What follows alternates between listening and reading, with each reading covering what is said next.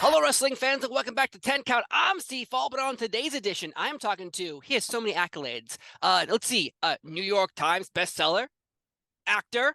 He's on Fox News. He's actually part of Matt Cardona's Major Bendy's, the #1 seller. It's the NWA World Heavyweight Champion. It's Tyrus. How are you doing today? Maintaining at a high level. I'm phenomenal. I feel good. How are you?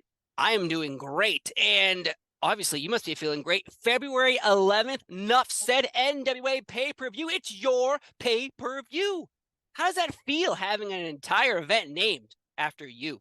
I think probably, well, first of all, when they came to me and said they're going to call it Nuff Said, I was like, what?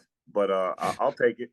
But and then of course the pressure that, but what was nice with just the poster Nuff Said, we sold out pretty quickly. So there's a lot of excitement going into it, and I couldn't be prouder. The NWA locker room, everyone's working hard, and we're starting to see the fruits of our labor. So across the board, it's a really exciting time to be in the NWA, and I couldn't be going against a better opponent in Matt Cardona. And hopefully we'll get it all settled. He has a claim to this title, and I can't have that. So you need to be the undisputed NWA World Heavyweight Champion, not disputed. And to Matt's defense, he was never pinned. He was in the triple threat, but I beat Trevor clean, and he was unconscious on the floor as a result of Trevor driving his head into the concrete, which that's their issue.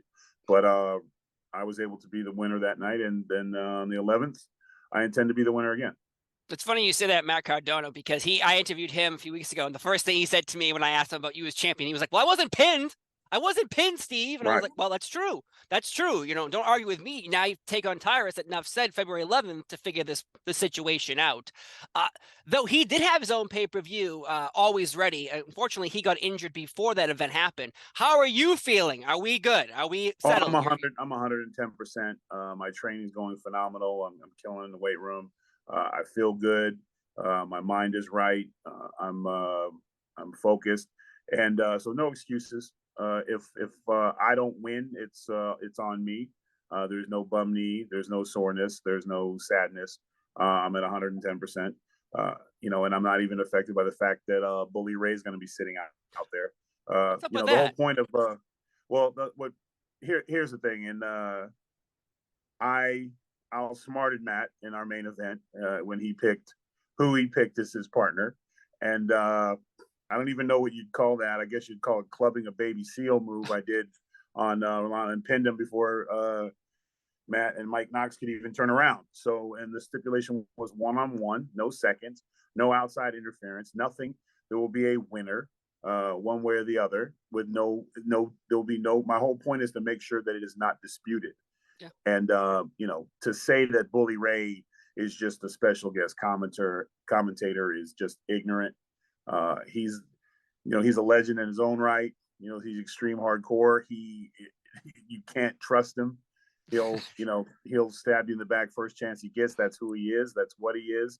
And it's not like he came to the NWA to make friends. He came because he wants his hands on this. He wants the NWA World Heavyweight Champion. I'm not stupid for that. The only thing is, again, I know that Matt will do anything, and it would not surprise me if this is somehow connected, where Matt has maybe the enemy of my enemy is my friend.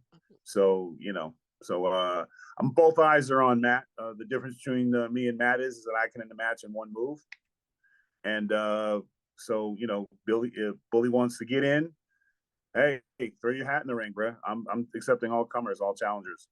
But the NWA is our top 10 is tough, and there's guys deserving. You got Trevor Murdoch, you got Adonis, you got the Throw Billy, you got Luke Hawk. You got, if Aaron ever decides if he's retired or unretired or married or whatever his deal is.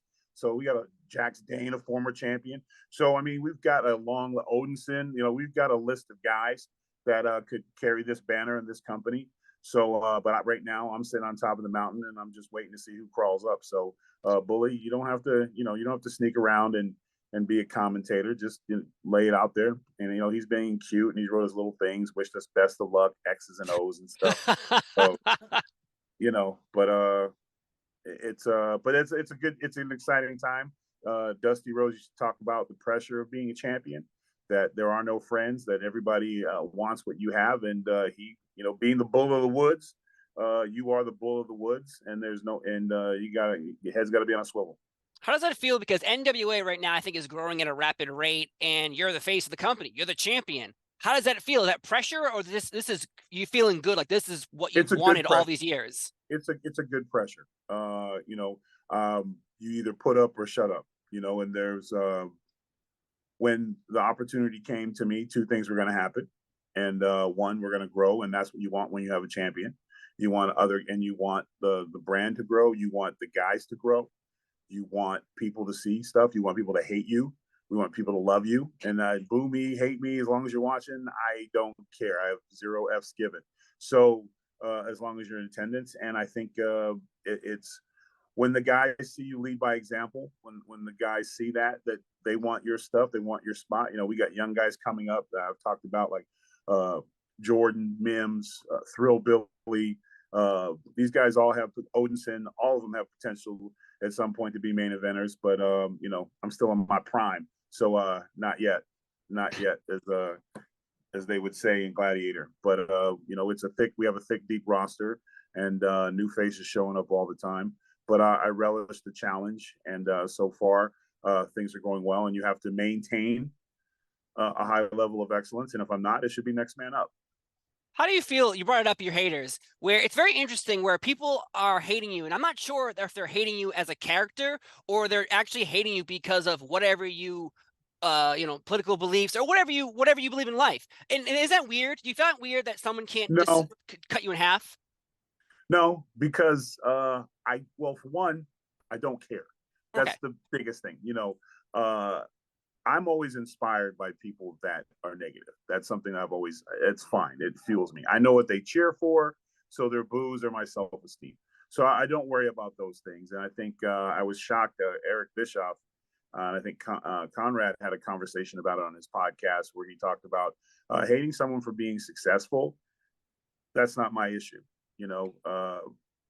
If you don't like me because I'm on the #1 late night comedy show on Fox News, if you don't like me because I am a New York Times bestseller, if you don't like me because I put food on the table for my family at a high level, and I've been able to succeed outside the WWE, keep on hating, because it's just, it's fuel to the fire. But again, 2,000 people or 1,500 people that probably ain't gonna buy a damn ticket anyways.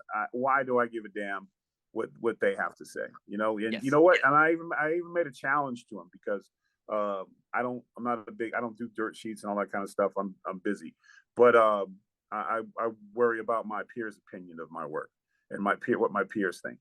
And but if get behind somebody, you show your troll power.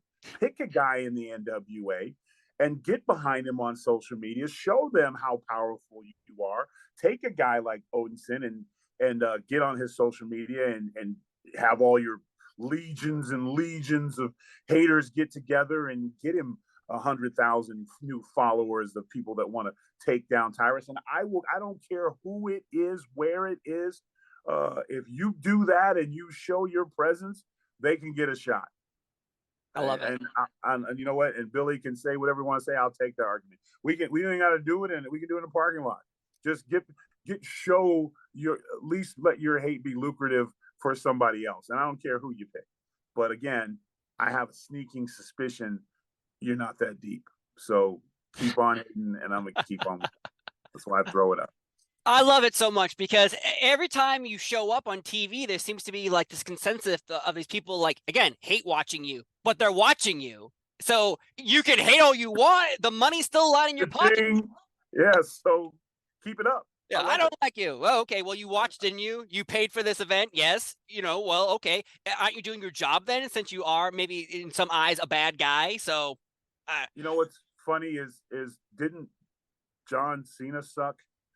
Supposedly, and probably one of the greatest go down as one of the greatest of all time. I think The Rock sucked.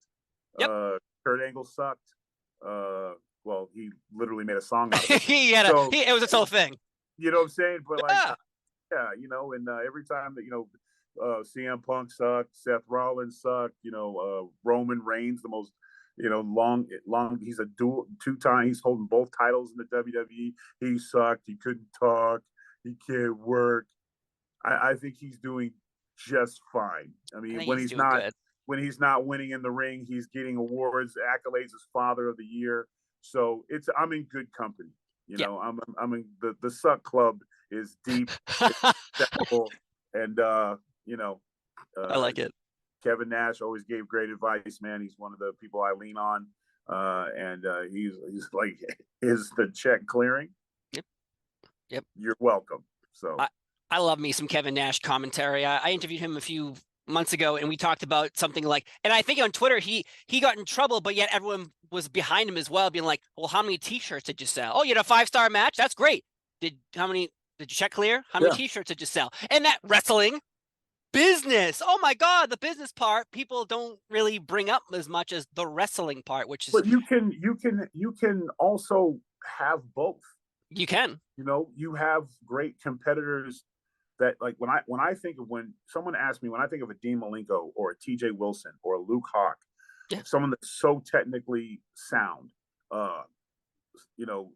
Omega, when you look at these guys, when they go out there and they do what they do, you can also have a guy who goes out there and just destroys the microphone, and his charisma is just overwhelming, and everybody wants to see him. You can have both. You should have both. You should be acknowledged for the work in the ring, and you should want to do both. Styles make matches, and you give a guy a 5-star match, 1,000%. And then at the same time, you can also acknowledge a guy that's just a star, and maybe his matches are 3 stars, but that's the point of having those 5-star guys.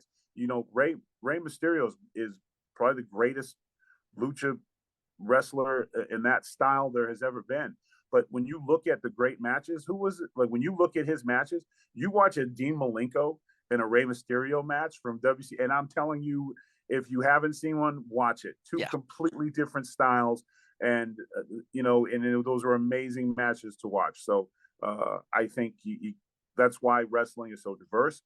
That's why there's so many different companies. That's why so many guys are employed. That's why guys are literally to be able to make a living just working on the indie scene. It's a good time to be a wrestler, and whether you love us or hate us or don't want us to do well or whatever, that's part of it. And again, I chose my platform when I decided to finish up my career in the NWA.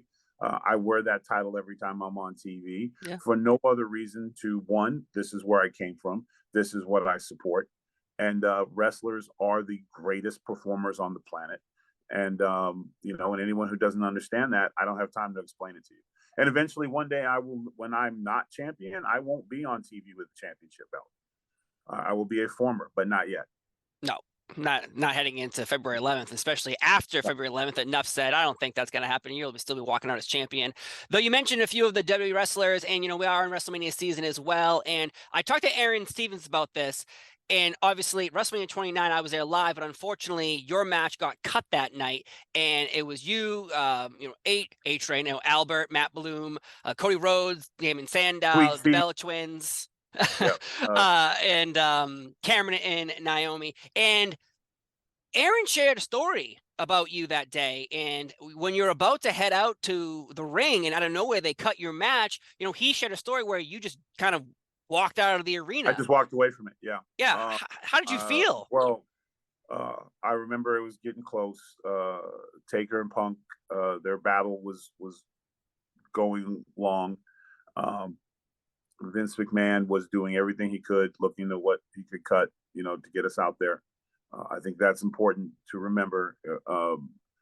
I remember Tenzai said to me, because Tenzai is one of the greatest, not just big men, he's another great worker. And he's done it all in wrestling, and he's been through the highs and lows and WrestleManias. He's had moments, he's shared the ring with Undertaker. He's been there, he's done it all. And he just said to me, it's okay, it's going to happen. And if it doesn't, we're going to be fine. Eventually it came down.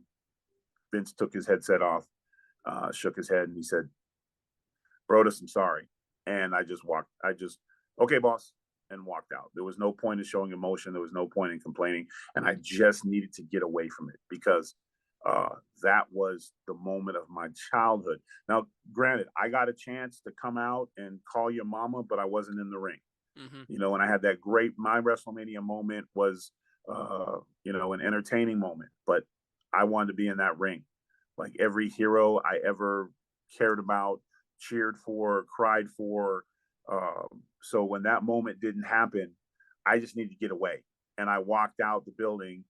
I remember Dusty, because Cody's passionate guy, and he was upset. And I remember Cody head was down, and I believe he might have been he was very emotional. We worked hard all year for that moment. Right. It was gone, and it wasn't coming back. And I remember Dusty reached out to me, and he said it's good because Dusty was there when I came through the stairs. I said I need a moment, boss, and he said you take your moment. And I walked out the door. I walked in the parking lot. I kept walking until I got to where the buses were at. And at that point, I realized I'm in a zoot suit with Japanese calligraphy paint on my face and wrestling gear. I can't, and it's a long walk to Louisiana from New York. So I probably need to go back inside. And as I go to walk back, I'll never forget this. Security guy at the door says, "Do you have any identification on you?" And I just said, "Bruh, look at me." And he was like, "Oh, Brodus, yeah, come on in." But yeah, it's something for me. Unfortunately, I think that was the beginning of the end for me in the WWE. I was very bitter after that. It was very tough for me to get over. A lot of sleepless nights over it. I didn't really do the blame game. I think it was more of just kind of like the system's out to get me kind of an attitude. You know what I'm saying? And it just was a hard pill to swallow because it was, for me, I thought that was the night that I was going to launch, you know, because WrestleMania, you know, I had like I said, when I was tagging with Santino and I had Mania, and the next night, Dolph charged the stage and I hit him with that crazy headbutt that sent him like 8 feet in the air. And the whole building was chanting Funkasaurus, and like that was there, you know, and that was probably my greatest moment on Monday Night Raw. And then you're going into that and you're waiting for that rest of the goosebumps, because even again with Alberto Del Rio and Edge and Christian, I had a great battle with Christian out on the floor, but I was never in the ring. So even though I was out there, and I'll never forget, Stephanie McMahon said to me before we went out there, she says, "Remember to breathe, and it's going to feel like a city's watching you. Good luck." And I was like, "Thank you." Thanks, boss. But she stopped, like a million things going on, and she stopped. And that's one of the things I don't think enough people know about the McMahon family and Triple H and them, that they generally do care, you know. And you always hear the bad stuff, but it's the little things that I always remember, you know. But yeah, I just never really got over it, and kind of had a chip on my shoulder after that, and wasn't. But I have no one to blame but myself for that. But things happen for a reason, and you know, I went to Impact and reinvented myself. Tyrus was born, and I would argue Tyrus is a bigger name than Brodus Clay now. So there's lessons in there, but you know, my career. If my last match is in the NWA, I will be that asterisk that I never actually wrestled in a WWE WrestleMania. So even though I was at 1, 2, 3 of them, 4 of them, 4 of them. So and with that, that's just something that I just had to accept and make my peace with.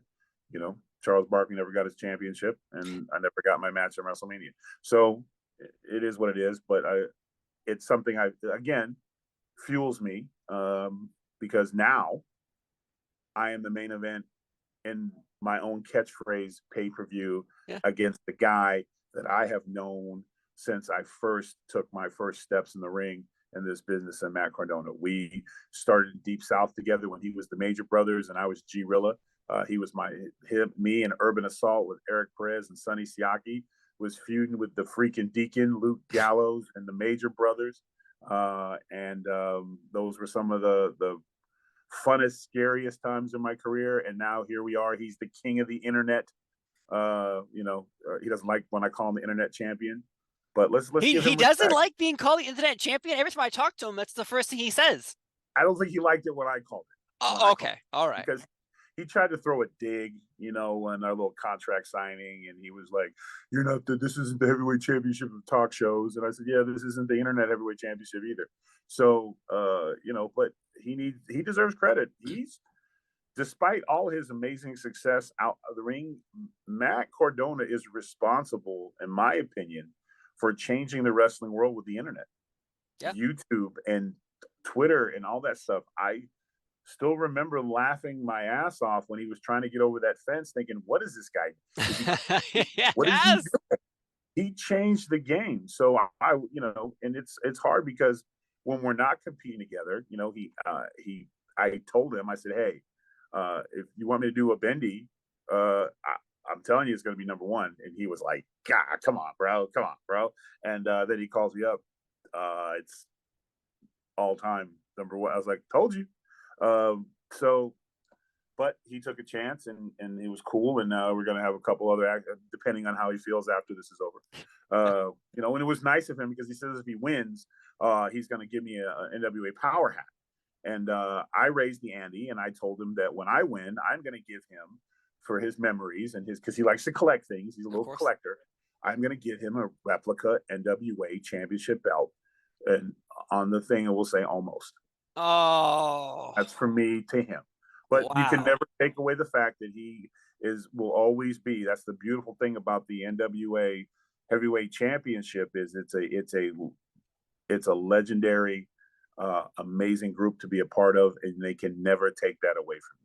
I could lose it all tomorrow, and Trevor Murdoch said it best.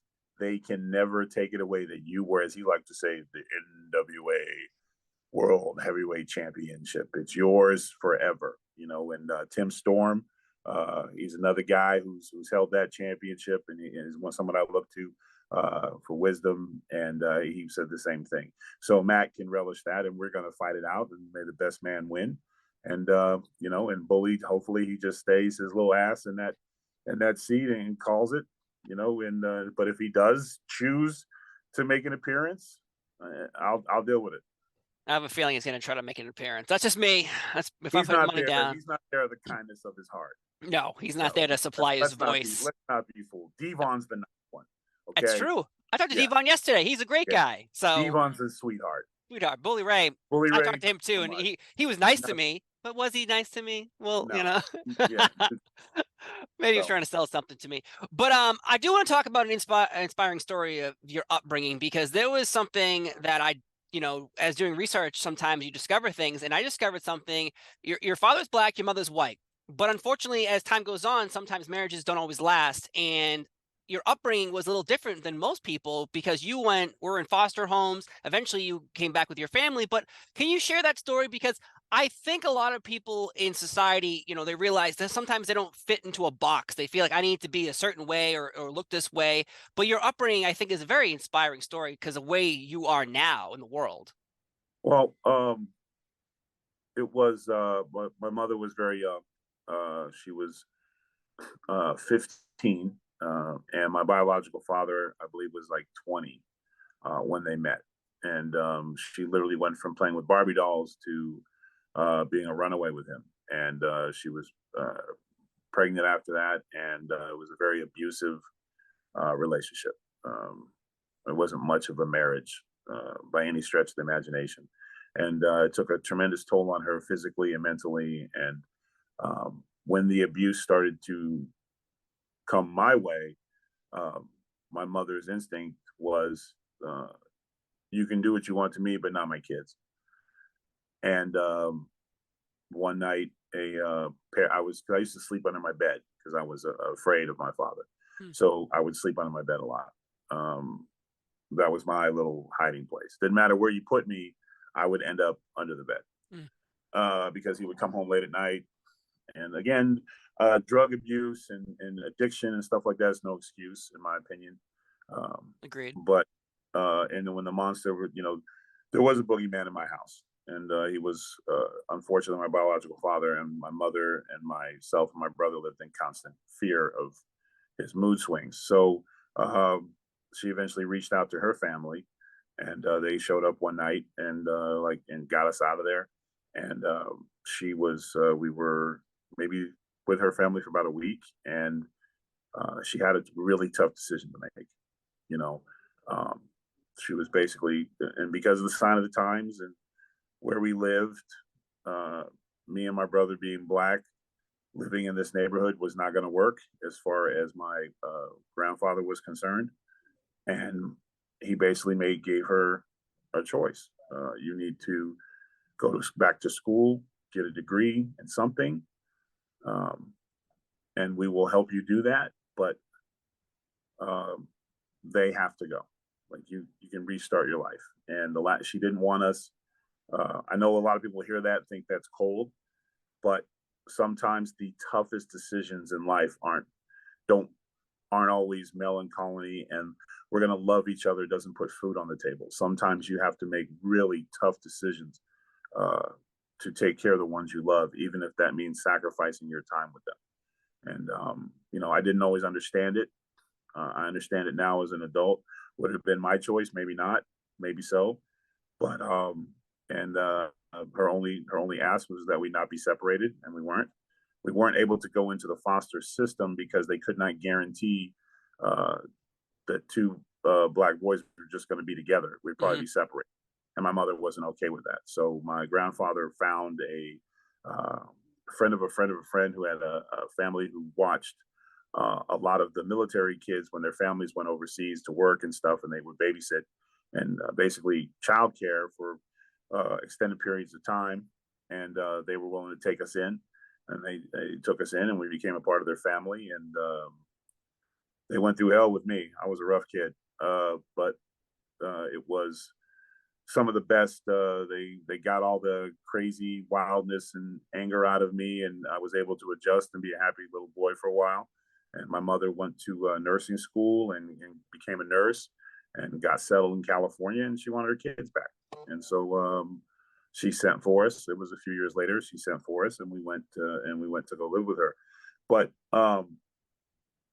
it was, and I in the book I talk about it quite a bit. It's a lot of hard times, a lot of fitting in, a lot of fighting, and just trying to fit in the neighborhoods and stuff. And you look around now, there's little light-skinned guys everywhere, but it wasn't always fashionable back then. And moving to California, where I was living in Summerlin, Tahunga, was not the most diverse place in the world, but you find a way, because kids, just once you make friends with kids, nobody cares what color you are. Your kids are kids. And so it was a tough road. I had a lot of ups and downs, but in my mind, I always had the same plan. I had one of the things that had really hit me was wrestling, and for the silliest reason, they were there every week. I didn't have to wait 3 months for a football season or a basketball season or my favorite boxer. Dusty was there every week. Mr. Wonderful and Bobby Heenan and Big John Studd and Andre the Giant, they were there every week. And I knew every Saturday I could see my heroes, and I wanted to be like them. And when they got beat up, when they were having a hard time, they always their comeback was just he digs down deep, he finds a way. Even as much as I couldn't stand Hulk Hogan because he beat on my favorite wrestler, I did. Whenever he started hulking up, I don't think there's a child in the world who sees that and doesn't hulk up a little bit. Of course. And I appreciate him now when I watch back, because I probably watch at least 10 hours of wrestling a week to this day.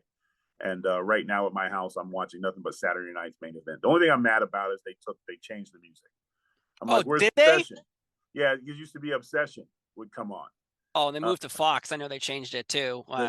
It's like whatever the generic Saturday Night Main Event music is, but yeah. And but that aside, like right now,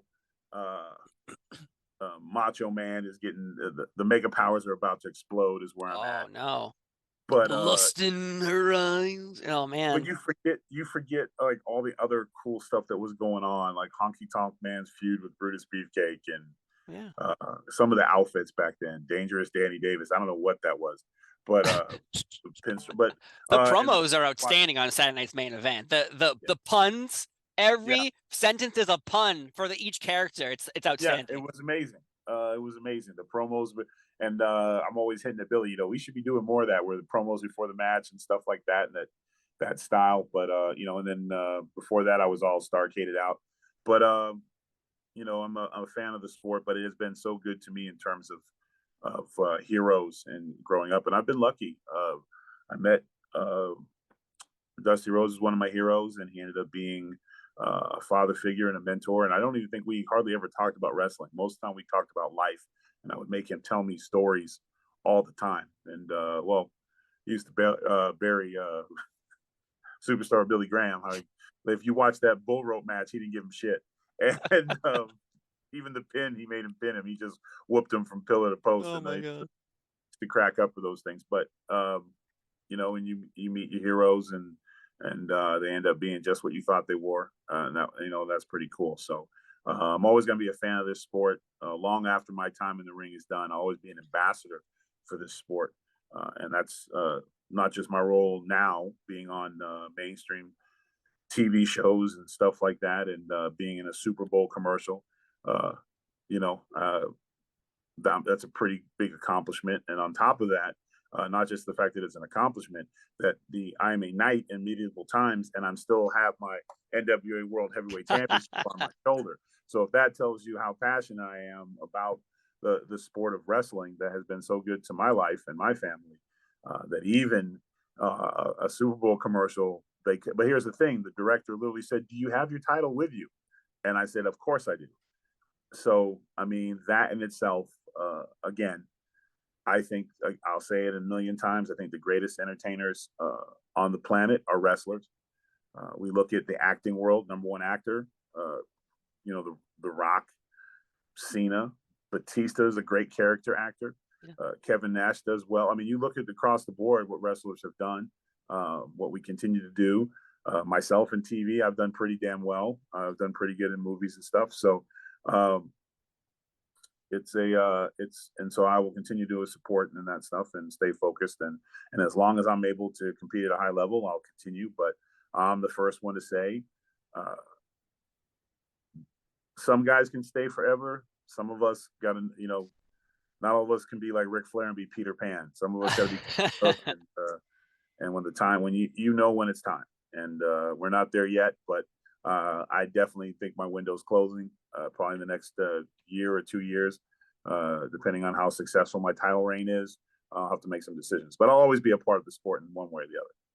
I just want to say thank you for sharing your inspiring story growing up, because I believe, my wife works in DCF and in foster care. So I know all the stories. Sometimes they are horrifying.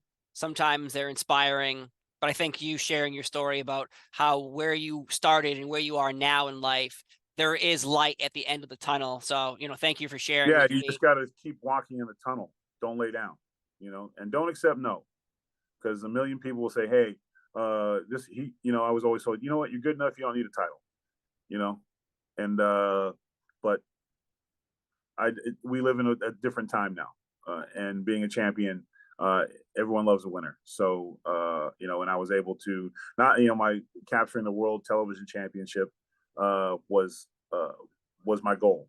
And then once I got that, I got greedy. And I said, well, if I'm the world television champion, I could be the NWA World Heavyweight Champion. So my entire mindset changed when I got to the NWA, and I'm glad it did. Good. Because you are a champion, you are the face of the company. You do have your own pay-per-view on February 11th. Nuff said. Though I want to ask one question more about how the hell in the WWE did you go from a monster destroying people to a half dinosaur who's dancing at WrestleMania 28 with a bunch of people described as your mama?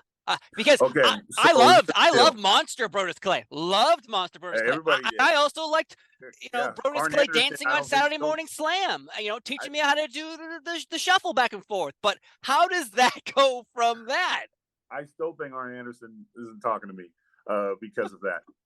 He used to say, "How many damn sweaty shirts have I?" Because I would spend hours in the ring with Arn working on my stuff, heel Brodus, and on Superstars, I was scaring children, and just being physically dominant.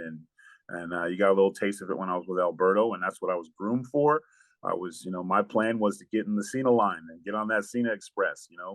and I wanted Taker and Kane, and those are the guys you want, and Brock. And the problem is I'm funny as hell in the locker room, crack a lot of jokes. And obviously, I'm doing sold out stand-up comedy shows. And apparently, now this is either Mark Henry's fault or this is fault, but apparently the boss was walking by and he heard one of my jokes and started laughing. And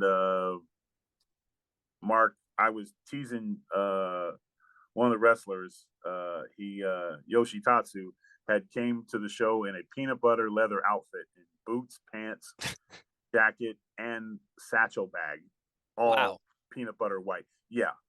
And I said he looked like a manila envelope, and everyone was like laughing and stuff. And apparently Mark recorded it and he played me, and the boss laughed about it. And then Triple H, who was also grooming me and handled my vignettes and everything, and I met with him and Stephanie. Apparently, came back from meeting and goes, "Are we sure? I think he's a babyface." And they're like, "What the hell are you talking about?" And he's like, "He's a babyface." And everyone who knows Vince McMahon's history, he loves to do one thing more than wrestling. He loves to dance and sing. Like, we've all seen the videos. Oh yeah. And he decided that that's what apparently jokes equate to that. And when Triple H pulled me aside and was trying his best to like spin this in a positive light to me, I was devastated. 2 years of work in FCW, and I'm ready to go. And now I got to reinvent everything in like 2 weeks because the vignettes were running. I was getting ready to debut, and I got hit with the biggest curveball of my career. And I just remember saying, "Can I get with Dusty and figure this out?"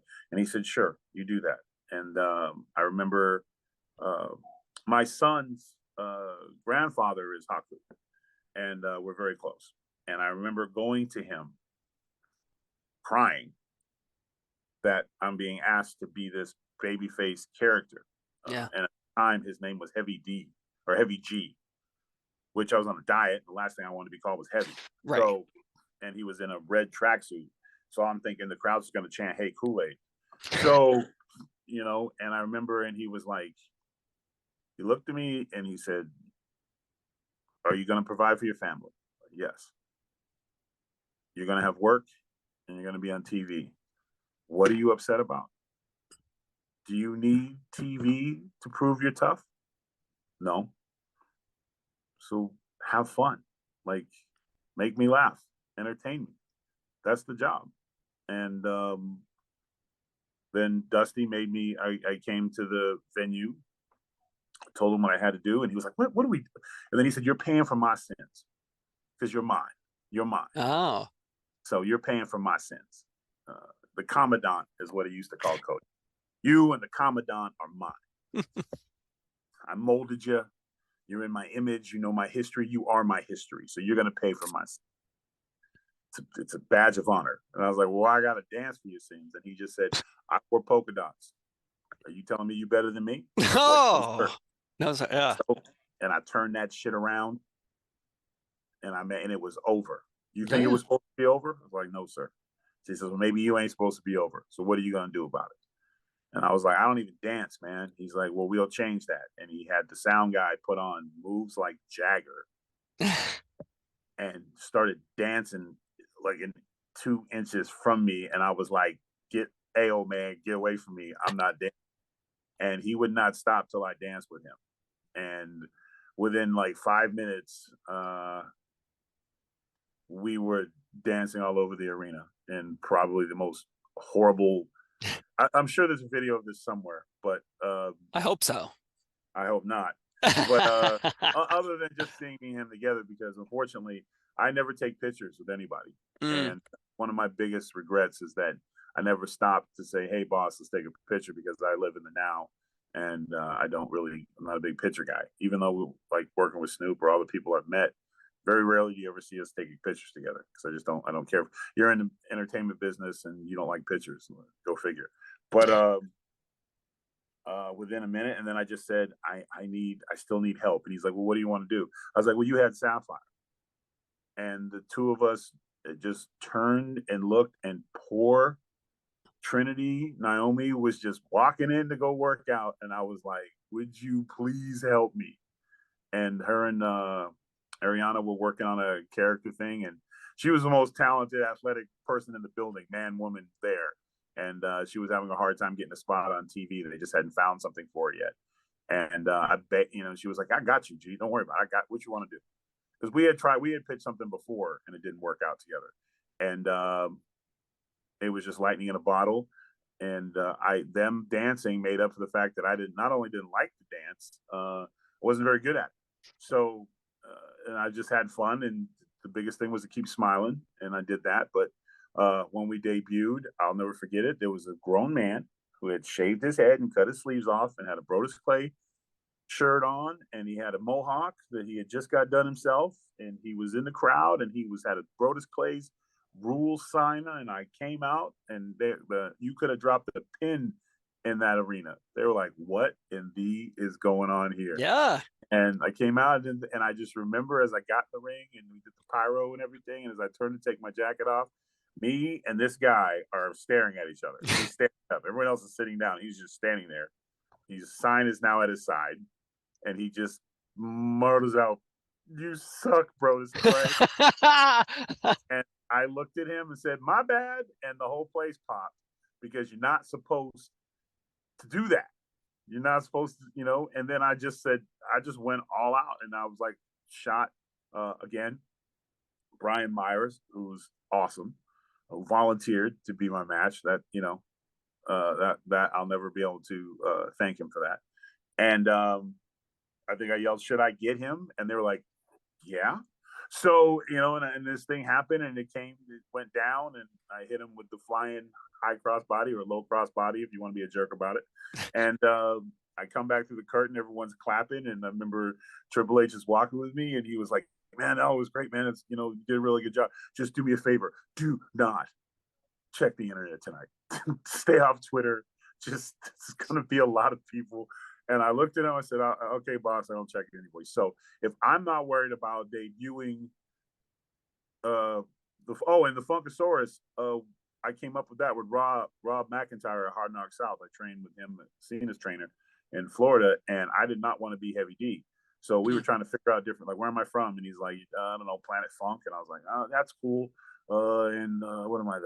We're trying to figure it out. And he's like, Funkasaurus? And I'm like, Funk, there it is. So I went up to the announce guy, and I said, I'm from Planet Funk, Funkasaurus. He says, "Is it approved?" Like, "Oh yeah, bro, it's approved." I mean, at this point, what does it matter? Like, right. You're vignettes for a monster. Now you're dancing. And as I turn, I walk into Taker, who hated this. He loved heel Brodus Clay. Yeah. And he was very. Remember, I wrestled Edge one time, and I fired up in the ring, and he was like, "You're wrestling for the heavyweight championship. You fired up in the ring with that." Like, he was strict with me to a fault. Every move was, and I appreciate that. But he said, "You know what I would do if I was you?" And I was like, "What, boss?" "Fall." Like, huh? He's like, "When you come out, fall. They'll scrap the whole thing." And I just remember saying, "Would you do that?" And he was like, "Hell no." I said, "Well, why? Damn it." So, and hey, let's be honest. When Taker first came out, he was wearing eyeliner and had purple gloves. Right. So, you know what I'm saying? And it ended up being what it was. So I went and did it, but I'll never forget that. He was like, and I remember he said, "You look the part. Why are we changing you? You have the actual real DNA. You are actually your body. You're the guy. Like, you look the part." And I just remember he didn't understand that, but he also said, when the boss says it, you do it. And right. That's what we did. But yeah, that's my. It was a lot of rolling parts in the Funkasaurus. Wow. But, Arn Anderson just kind of had his arms crossed, and he was like, "I don't know, man." So, but it is what it is. Yeah, of course. Well, obviously, again, you came out on the other side as, here we are now as NWA World Heavyweight Champion, heading into Nuff Said February 11th, taking on Matt Cardona. I gotta say, it has been a pleasure sitting here talking to you about everything that you have done, accomplished in life, and still going to accomplish in life. I gotta say, it's been an honor hearing your inspiring story Anytime. growing up. And again, seriously, thank you for sharing all your stories, past, present, and future. Again, New York bestseller, #1. Major Bendy's, #1. You can check him on Fox every single day. It seems every time I look up, there you are with that championship belt. Yeah, I'm like, you hanging out in a dentist's office, you're probably gonna see me. oh, I also work at a TV station, so we have all the monitors up. So I'll always look up, and there you are. And some people will be like, "Who is that guy? Why does he have a belt?" I'm like, "Excuse me, who is that guy? And why does he have a belt?" Hello, Tyrus, NWA champion. Nuff said February 11th. Ass face, and then they're like, "Oh, okay, Steve, don't stop yelling at me." Yeah. But I want to say it's been a pleasure talking to you today. Here on Anytime, 10 man. Count. I'll come back anytime. Just hit me up. Well, thank you so much. I've been Steve Fall. He's been the champion again. Tyrus, February 11th. NWA pay-per-view. Matt Cardona, I'm sorry, but you're going down. See you guys next time right here on 10 Count. I've been Steve Fall. He's been Tyrus. Have a great day, and we'll see you next time. Bye-bye. Enough said.